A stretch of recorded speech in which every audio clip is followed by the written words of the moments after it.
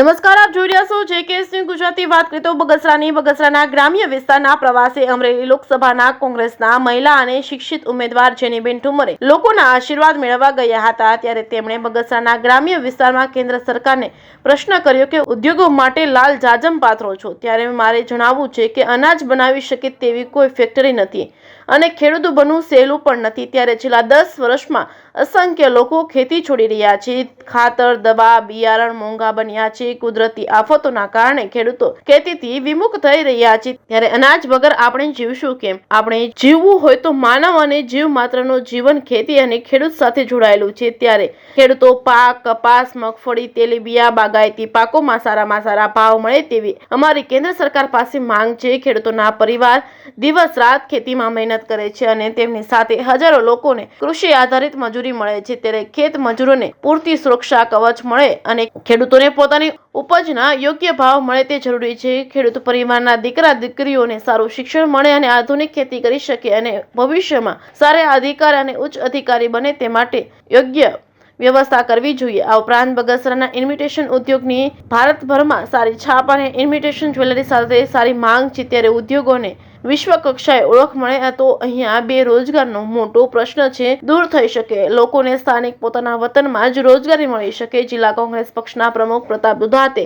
બગસરાના ગ્રામ્ય વિસ્તારમાં લોકોને સંબોધન કરતા જણાવ્યું હતું કે આ વિસ્તારમાં ખેડૂતો અને ખેતી પર નડતો વિસ્તાર છે. આ વર્તમાન સરકાર પર આકરા પ્રહાર કરતા જણાવ્યું હતું કે કોંગ્રેસના સમયમાં 370નો રાંધણ ગેસનો બાટલો મળતો હતો. ભાજપ સરકારે 1100નો કર્યો છે. ખાતર, દવા, બિયારણ પણ મોંઘા કર્યા છે. ખેડૂતોને પોતાની ઉપજના પૂરતા ભાવ મળતા નથી. લોકો ખેતી છોડી રહ્યા છે. ત્યારે કોંગ્રેસ દ્વારા જાહેર કરવામાં આવેલા ચૂંટણી ગેરંટીને પ્રતાપ દુધાતે વાંચી સંભળાવ્યો હતો, જેમાં યુવાનો માટે કેન્દ્ર સરકારના સરકારી વિભાગોમાં 30 લાખ નોકરીઓની જગ્યા ખાલી છે. તે સરકાર આવતા તુરંત જ ભરવામાં આવશે. 25 વર્ષ ઓછી ઉંમરના યુવાનો, ગ્રેજ્યુએશન, ડિપ્લોમા ડિગ્રી ધારકોને એપ્રેન્ટિસ એક્ટ મુજબ 1 વર્ષ સુધી 1 લાખ આપવામાં આવશે અને અગ્નિપથ યોજનામાં 4 વર્ષની નોકરી આપવામાં આવશે. તે પુનઃ જૂની પદ્ધતિ મુજબ કરવામાં આવે છે. સરકારી નોકરીઓમાં પેપર લિંક થાય તેની સામે સખત કાયદો અને ખેડૂતો માટે જણસના ભાવની મિનિમમ ગેરંટી એટલે કે MSP ની કાનૂની ગેરંટી, ખેડૂતોનું દેવું માફી તેમજ ખેડૂતોનું બિયારણ, દવા, ખેતીના સંસાધનોમાં GST માંથી મુક્તિ, બહેનો માટે ગરીબ પરિવારની મુખ્ય બહેનને